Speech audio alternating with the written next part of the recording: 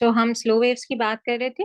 तो slow waves किस तरह जनरेट होती हैं? रिमेम्बर, साइक्लिक ओपनिंग है कैल्शियम चैनल की, ठीक है। It is not related with the sodium. जब ये थ्रेशोल्ड पे पहुंचेंगे तो एक्शन पोटेंशियल जनरेट होगा। फ्रीक्वेंसी जो है नॉर्मली हर पार्ट की फिक्स होती है for generating the slow waves. सबसे लोएस्ट फ्रीक्वेंसी स्टमक की है जो 3 स्लो वेव्स प्रोड्यूस करता है पर मिनट, ठीक है। और सबसे हाईएस्ट फ्रीक्वेंसी जो है वो ड्यूडेनम की जो 12 वेव्स प्रोड्यूस करता है। बाकी rest of the GIT in between इस मैक्सिमम और मिनिमम के बीच में होता है, ठीक है। एंड रिमेम्बर, ये जो स्लो वेव्स प्रोड्यूस होती हैं ये सारी की सारी जो है लोकल चीजें हैं, ठीक है। ये जो है इनका डायरेक्टली जो है इन्फ्लुएंस नहीं होता फ्रॉम द हॉर्मोन्स, ठीक है। क्लियर है ये चीज? अच्छा जी, अब उसके बाद हम आ जाते हैं च्युइंग पे। अच्छा, च्युइंग में हमें पता, हम सलाइवा को डिटेल में डिस्कस करेंगे। Again saliva is important. तो च्युइंग हम सबको पता है कि मिक्सिंग होती है सलाइवा की विद द फूड, एंड इससे food is chewed into the small particle which helps in the swallowing of and the further digestion of the food by increasing the surface area. अब जब हमने chew कर लिया, अब आगे वाली पोर्शन पे हम आ जाते हैं तो swallowing। अब swallowing अगर हम बात करें तो अगर आप अपनी सलाइवा को swallow करके देखो तो आपको ये बात समझ में आएगी कि सॉलिंग के अंदर हम क्या क्या कर रहे होते हैं। डिफरेंट पार्ट है उसके। फॉर एग्जांपल, जब हमें सॉलो करना है तो हमारी टंग का जो आगे वाला पोर्शन है वो सॉफ्ट जो है हार्ड पैलेट को टच करता है, ठीक है। पीछे से हमारा नेजोफेरिंक्स क्लोज होगा, नीचे से एयरवेज हमारे क्लोज होंगे, एपिग्लॉटिस क्लोज होगा, लेरिंग्स अप होगा ताकि वो जो इवन सलाइवा भी जो हम सॉलो करें वो जो है एयरवेज में ना चला जाए, ठीक है। और उस टाइम के लिए हमारी ब्रीदिंग स्टॉप हो जाएगी। अब ये सारी की सारी कॉम्प्लेक्स कोऑर्डिनेटेड मूवमेंट है, ठीक है। जहां ये कोऑर्डिनेशन खत्म होती है वहां चोक हम कर जाते हैं, ठीक है। तो अब इसके स्टेप्स कौन कौन से हैं वो अगर हम बात करें तो उसमें क्या क्या हो रहा है और कौन सी नर्व्स इन्वॉल्व है। तो रिमेम्बर, जो सॉलिंग है उसके अंदर हमारी 9th and 10th cranial nerve involve है, ग्लोसोफेरिंजियल एंड वेगस नर्व, ठीक है।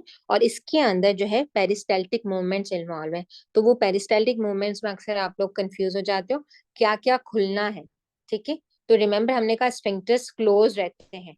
तो ऊपर इसोफिगस का अपर स्फिंक्टर खुलना है कि वहां से इसोफिगस में बोलस जाए, और फिर इसोफिगस का लोअर स्फिंक्टर खुलना है ताकि, क्योंकि वो पैसेज है, वहां पे फूड को से गुजरना है ताकि वहां से फूड स्टमक में जाए। सो बेसिकली स्वॉलिंग रिफ्लेक्स क्या है कि वो फूड का बोलस जो हमारे माउथ में है वो वहां से होता हुआ इसोफिगस से गुजर के स्टमक तक पहुंचे तो हमारी स्वॉलिंग जो है वो कंप्लीट होगी, ठीक है। अगर आप इसको इमेजिन करो तो आप इसके स्टेप्स को भी इमेजिन कर सकते हो। तो सबसे पहले क्या हुआ, पहले स्टेप में नेजोफेरिंक्स क्लोज हुआ, ब्रीदिंग इनहिबिटेड हुई, ठीक है।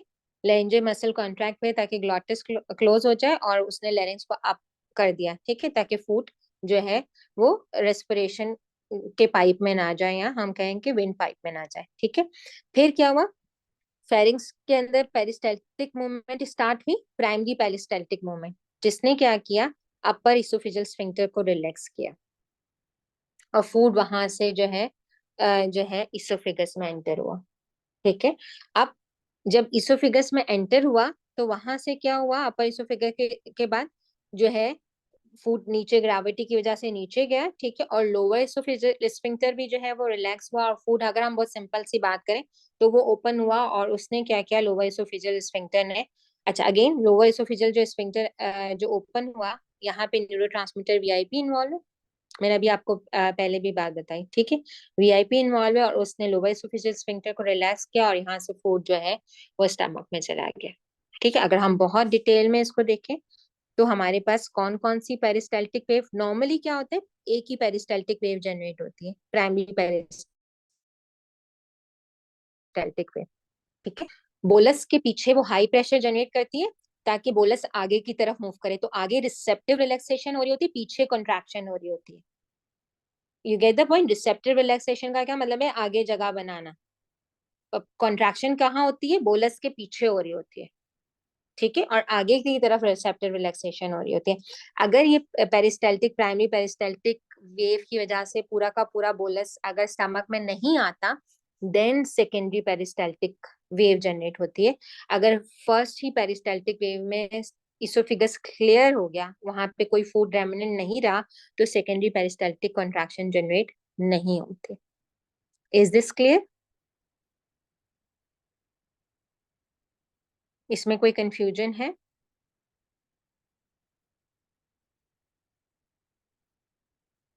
No ma'am, clear. ठीक है। अनदर थिंग इज दैट कि जो इसोफिजल के जो प्रेशर्स होते हैं, ठीक है, ये एटमॉस्फेरिक प्रेशर से लोअर होते हैं और similar to the thoracic pressure होते हैं। कहीं एमसीक्यू में अगर आ जाए तो इंट्रा इसोफिजल जो प्रेशर्स होते हैं they are equal to the thoracic pressure and they are lower than the atmospheric pressure. ठीक है। So by placing the catheter in the oesophagus we can measure the intrathoracic pressure. ठीक है। तो lower oesophageal sphincter को again vagus ने relax किया और hormone कौन सा इन्वॉल्व है? Not the acetylcholine but the VIP. ठीक है। अब अगर lower oesophageal sphincter, lower oesophageal sphincter की टोन कम है, ठीक है, तो ये क्या है? गर्ड है। ठीक है। Gastro oesophageal reflux. ठीक है कि इसो स्टमक का कंटेंट रिफ्लक्स होके इसोफिगस में आ रहा है। मैंने आप उसने किसी ने पूछा भी था, क्योंकि हमें ये पता है कि जो स्फिंक्टर्स है उनको टोनिक कॉन्ट्रैक्शन में रहना चाहिए। वो सिर्फ किस वक्त खुलेंगे? जब फूड उधर से जा रहा है। जब वो चला गया तो उसके बाद वो स्फिंक्टर फिर से बंद हो जाएगा। लेकिन अगर लोअर इसोफिजियल स्फिंक्टर की टोन कम है तो वो गर्ड होगा, रिफ्लक्स होके वापस आएगा। और दूसरी abnormality क्या है? माइंटेरिक प्लेक्सिस का प्रॉब्लम, जिसमें क्या हो रहा है? माइंटरी प्लेक्सिस अगर यहाँ डेवलप नहीं है लोअर पार्ट ऑफ इसोफिगस में, तो this we call the achalasia. ठीक है। और we call the mega oesophagus. ठीक है। और इसमें क्या है? माइंट्रिक प्लेक्सिस एब्सेंट है, जिसकी वजह से क्या होता है? फूड जो है लोअर पार्ट ऑफ इसोफिगस में जो है वो अक्यूमुलेट होता है। ठीक है। और एक बीक हमें जो है ना उसमें बेरियम मील में एक बीक लाइक जो है हमें अपीयरेंस मिल रही होती है, और लोअर इसोफेजियस हमें डायलेटेड मिल रहा होता है, क्योंकि वहां पे स्फिंक्टर जो है वो रिलैक्स नहीं हो पा रहा और फूड वहां पे जमा हो रहा है। ठीक है। अच्छा जी, उसके बाद हम आ जाते हैं, रिकॉर्डिंग स्टार्ट करते हैं। ओके, उसके बाद हम आ जाते हैं गैस्ट्रिक मोटिलिटी पे। गैस्ट्रिक मोटिलिटी में हमें पता है कि स्टमक के का एक फंडस है, ऊपर वाला पार्ट, फिर बॉडी और फिर एंट्रम है। एंट्रम से क्या रिलीज हो रहा है? एंट्रम से रिलीज हो रहा है गैस्ट्रिन। ठीक है। फंडस और बॉडी से क्या रिलीज हो रहा है? यहाँ से जो है वो हाइड्रोजन आयन और पेप्सिनोजन, यही सारे यहाँ से मेनली रिलीज हो रहे होते हैं। यानी यहाँ पे मेनली ऑक्जेंटिक सेल्स होते हैं। ठीक है। ऑक्जेंटिक सेल्स होते हैं। ठीक है। अच्छा जी, अब what is receptive relaxation? Receptive relaxation का मतलब अगर आप इसके नाम से समझना चाहो तो इजीली, रिसेप्टिव रिलैक्सेशन यानी किसी को रिसीव करने के लिए जगह बनाना। ठीक है। सो रिसेप्टिव रिलैक्सेशन जो है वो वेगस नर्व करवाती है। ठीक है। और जब भी स्टमक डिस्टेंड होता है तो वो रिसेप्टिवली रिलैक्स हो जाता है ताकि खाना उसके अंदर आ जाए। ठीक है। हम जितने फूडी होंगे हमारा स्टमक उतना रिसेप्टिव रिलैक्स होगा। हम जितना कम खाते होंगे उतना थोड़ा खा के हमारा पेट भर जाएगा। तो जितना हमने स्टमक को डिस्टेंड किया होगा ओवर ईटिंग से, उतनी हमारी रिसेप्टिव रिलैक्सेशन ज्यादा होगी। ठीक है। And this reflex is done by the vagus nerve and is abolished by the vagotomy MCQ। ठीक है। क्लियर? मैम सही ये है। एमसीक्यू और रिपीट कर दे जरा। यस, यानी जो रिसेप्टिव रिलैक्सेशन स्टमक में होती है, स्टमक जो खाने को देख के फैल जाता है कि और जी। खाना मेरे अंदर डालो, this is basically by the vagus nerve. ठीक है। वेगो वेगल रिफ्लेक्स का क्या मतलब है? वेगो वेगल रिफ्लेक्स का मतलब ये है, वेगो वेगल मींस दोनों वेगस का, दोनों वेगस का क्या मतलब है? एफरेंट भी वेगस से गया, afferent means sensory supply distension की सिग्नल भी वेगस से गए, और रिसेप्टिव रिलैक्सेशन भी वेगस ने की। जो हमने पीछे नहीं पढ़ा था एक एमसीक्यू, कि अगर आपसे पूछा जाता है कि सेंसरी और मोटर सप्लाई दोनों वेगस कैरी करता है, ये कैसे हम बात करें? वेगो वेगल का ये मतलब है कि सेंसरी भी और मोटर भी। क्लियर है ओके। ये चीज? ठीक है। यस। सही है। ओके, सो रिसेप्टिव रिलैक्सेशन एक वेगस से होती है, दूसरी कौन रिसेप्टिव रिलैक्सेशन करता है? सीसीके। सीसीके भी जो है वो स्टमक की रिसेप्टिव रिलैक्सेशन करता है, कि उसमें जगह बनाता है कि खाना उसमें आ जाए। ठीक है। अच्छा जी, उसके बाद आ जाता है, हमने माइमोटिलिन की बात कर ली। अब हमने पहले भी बात मैंने आपको बताई थी कि कौन सी चीजें जो है गैस्ट्रिक एम्पटिंग को एनहांस करती हैं और कौन सी स्टॉप करती हैं। तो फैट जब भी होगा स्टमक के अंदर तो वो गैस्ट्रिक एम्पटिंग को डिले करता है। आप अपने ऊपर लगा के देख लो, आपने बहुत फैटी फूड खाया होगा तो you feel heavy for longer period of time. ठीक है। जितना आइसोटोनिक होगा फूड का कंटेंट उतनी जल्दी डाइजेशन हो जाती है, जितना हाइपर या हाइपोटोनिक होगा उतनी एम्पटिंग डिले होती है। ठीक हो गया, क्लियर। और फैट जो है वो सीसीके के थ्रू जो है और एम्पटिंग को कम करेगा। हमने अभी पढ़ा था फैट के सीसीके क्या करता है, फैट की वजह से जो है सीसीके रिलीज हो रहा है from the duodenum and the duodenum pancreatic enzymes को रिलीज कर रहा है, ठीक है, साथ में बाइल को रिलीज कर रहा है और ये गैस्ट्रिक एम्पटिंग को कम कर रहा है। अगर बहुत ज्यादा हाइड्रोजन आयन आ जाएंगे ड्यूडेनम के अंदर तो वो भी गैस्ट्रिक एम्पटिंग को कम करेंगे, वी नो दैट। अच्छा जी, उसके बाद हम आ जाते हैं स्मॉल इंटेस्टाइन की मोटिलिटी में इतनी कोई ऐसी बात नहीं है, कुछ जो दो तीन चीजें हैं हम जो बात कर लेंगे इसमें। ये मैंने आपको बता दिया है कि जो है बोलस के बिहाइंड क्या हो रहा होता है और इन फ्रंट क्या हो रहा होता है, लेकिन एक ये चीज यहाँ पे आप देख लो कि जो बिहाइंड द बोलस है, ये स्मॉल इंटेस्टाइन के कॉन्टेक्स्ट में बात करी हूँ जहाँ सेगमेंटेशन हो रही है। अब आईज क्लोज करके फील करो, सेगमेंटेशन वाली मूवमेंट हो रही है, ऐसी वाली सेगमेंटेशन जो बन रही है, ठीक है, ऐसे, ठीक है, सेगमेंटेशन जो हो रही है, ठीक है। तो बिहाइंड द बोलस क्या हो रहा होता है, सर्कुलर मसल कॉन्ट्रैक्ट कर रहे होते हैं, ठीक है। In front of the bolus क्या हो रहा होता है, सर्कुलर मसल रिलैक्स कर रहे होते हैं ताकि वो जगह बनाए, पीछे से वो कॉन्ट्रैक्ट करें, आगे वो रिलैक्स करें। अच्छा, पीछे की तरफ जो होते हैं वो लॉन्गिट्यूडनल मसल रिलैक्स करते हैं, ठीक है, और आगे की तरफ लॉन्गिट्यूडनल मसल्स कॉन्ट्रैक्ट करते हैं, उल्टा अफेक्ट होता है। आप एक याद कर लो तो दूसरा ऑटोमेटिकली आपको याद हो जाएगा। बिहाइंड द बोलस क्या हो रहा होता है, बिहाइंड द बोलस क्या हो रहा होता है, ये देखो, सर्कुलेटरी मसल्स कॉन्ट्रैक्ट करें तो डायमीटर नैरो है, तो बिहाइंड द बोलस क्या हो रहा होता है, बिहाइंड द बोलस, बोलस के पीछे, ठीक है, सर्कुलेटरी मसल्स कॉन्ट्रैक्ट करें, सर्कुलर मसल, सर्कुलेटरी बोलिए, सर्कुलर मसल कॉन्ट्रैक्ट करें। इन फ्रंट क्या होंगे, सर्कुलर मसल रिलैक्स होंगे, ठीक है। एक चीज आपने याद कर ली, इसका अपोजिट होता है फॉर लॉन्गिट्यूडनल मसल, जहां ये कॉन्ट्रैक्ट करें वहां लॉन्गिट्यूडनल मसल रिलैक्स करें, जहां ये रिलैक्स करें वहां लॉन्गिट्यूडनल मसल कॉन्ट्रैक्ट करें, ठीक है।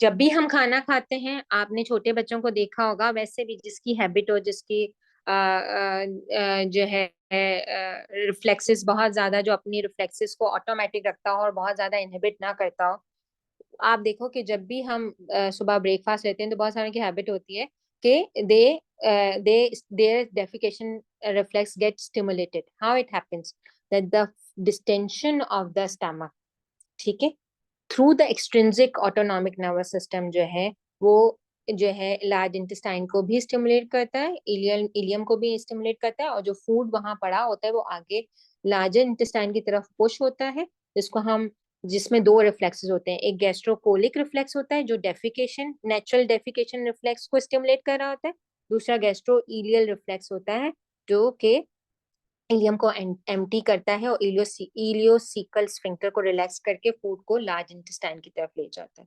तो this is the natural reflexes which help in the defecation.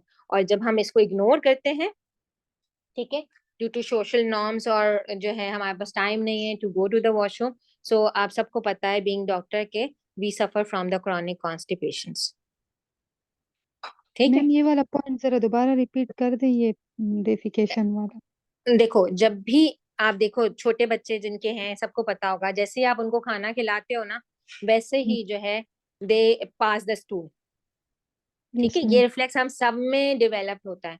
मगर प्रॉब्लम क्या है कि वॉलेंट्रली हम जो है उसको कंट्रोल कर लेते हैं, वो रिफ्लेक्स हम में जनरेट होता है whenever we take specially morning meals, ठीक है।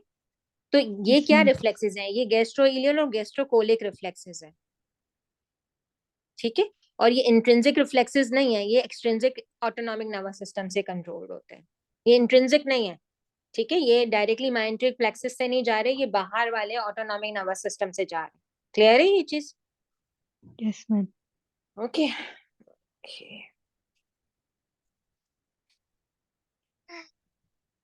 So what happens in the defecation reflex, या अब ये गैस्ट्रोकोलिक रिफ्लेक्स ने डेफिकेशन की अर्ज को स्टिमुलेट किया, ठीक है।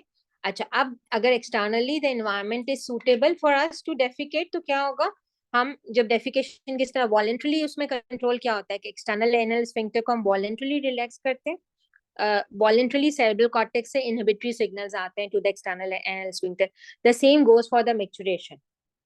ठीक है, तो अगर आप यहाँ ये इस चीज को समझ लोगे तो वहां से मिक्चुरेशन को भी समझ लोगे. ठीक है, वहां पे भी एक्सटर्नल यूरिथ्री स्फिंक्टर के साथ सिमिलरली सेम ही हो रहा होता है when it is convenient to micturate. ठीक है, so the same happens there. और फिर क्या हो रहा होता है, जो है रेक्टम कॉन्ट्रैक्ट करती है. ठीक है, और क्या क्या हो रहा होता है, एब्डोमिनल मसल्स को हम कॉन्ट्रैक्ट करवाते हैं वॉलेंटरली, एंड जो है this increases the intra abdominal pressure against the close glottis. This is called the Valsalva manoeuvre and we can defecate. ठीक है, we have discussed the gastrocolic reflex already with the gastroileal reflex. Then the ma'am एक same thing question जो पूछना था. जी जी ma'am जी यहाँ पे बेटा मुझे पूछ. लिखा कि gastric emptying, ma'am gastric emptying is fastest when the contents are isotonic and it is yes, the slowest when the contents are hypertonic और हाइपोटोनिक. मैम इनका क्या मतलब है? इसका ये मतलब है कि जितना स्टमक के फूड की ऑस्मोलैरिटी जो है, आइसोटोनिसिटी समझ में आती है बात? यू अंडरस्टैंड व्हाट इज जी ma'am. Isotonic?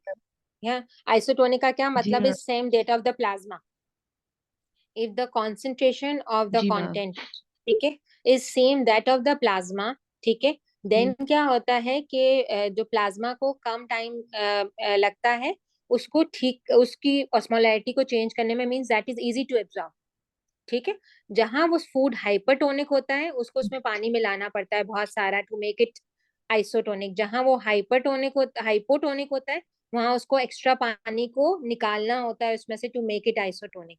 So this is time consuming thing. You get the point? जितना ओके मैम. ओके. हाइपरटोनिक होगा it has to yes ma'am. Add water in it, जितना हाइपोटोनिक होगा it has to absorb extra water from it. So it is time consuming, so it slows down the emptying of the stomach. ठीक. Thank you ma'am. Okay, now जी. okay, so now we are going to the vomiting. Vomiting का आपको centre पता होना चाहिए. Vomiting centre medulla में होता है. ठीक है, कौन सी चीज वॉमिटिंग को स्टिमुलेट करती है? It could be the simple हमारा वेस्टिबुलर अपैरेटस. अक्सर हमारे साथ जैसे मोशन सिकनेस होती है, that is vestibular stimulation causes the vomiting. ठीक है, उसके बाद अगर कोई पीछे थ्रोट को टिकल करे, जैसे गैग रिफ्लेक्स हम इलिसिट करते हैं, दैट कॉजेज द वॉमिटिंग. ठीक है, सिमिलरली बहुत ओवर डिस्टेंशन ऑफ स्टमक हो जाए, that also cause stimulate the vomiting centre. ठीक है, वी ऑल नो दैट. तो ये जो है हमारा जो कीमो रिसेप्टर ट्रिगर जोन होता है, ठीक है, ये फोर्थ वेंट्रिकल के पास होता है. ठीक है, और ये जो है डिफरेंट चीजों से स्टिमुलेट होता है and that causes the vomiting. अब वॉमिटिंग में कब क्या होगा? Vomiting is anti peristaltic movement. ठीक है, लॉ ऑफ गट क्या कहता है? Anti peristaltic movement. ठीक है, लॉ ऑफ गट क्या कहता है? लॉ ऑफ गट ये कहता है कि पेरिस्टाल्सिस ऊपर से नीचे की तरफ जाएगी, यानी ओरट से एनल की तरफ मूव करेगी. ये लॉ ऑफ गट है, ये लॉ ऑफ गट है. ठीक है, वॉमिटिंग में एंटी पेरिस्टाल्टिक मूवमेंट होती है, यानी कि एनल से ओरेट की तरफ जाती है. अभी इसमें क्या होता है कि अभी know that the upper oesophageal sphincter is close due to tonic contraction. तो क्या होगा कि हमें फीलिंग ऑफ वॉमिटिंग आएगी, रैच करेंगे हम कि हमें वॉमिट की फील आ रही है, वी फील के, लेकिन वॉमिट बाहर नहीं आया. अगर वो प्रेशर जो कि लो अपर इसोफेजियल स्फिंक्टर का प्रेशर है, अगर वो प्रेशर इतना बिल्ट हो जाए कि वो स्फिंक्टर को ओपन कर दे, तो देन द वॉमिटिंग अकर्स. ठीक है, यानी इतनी प्रेशर बिल्ट हो जाए तो then the vomiting occurs. You want me to continue और हम यहाँ इसको एंड करें?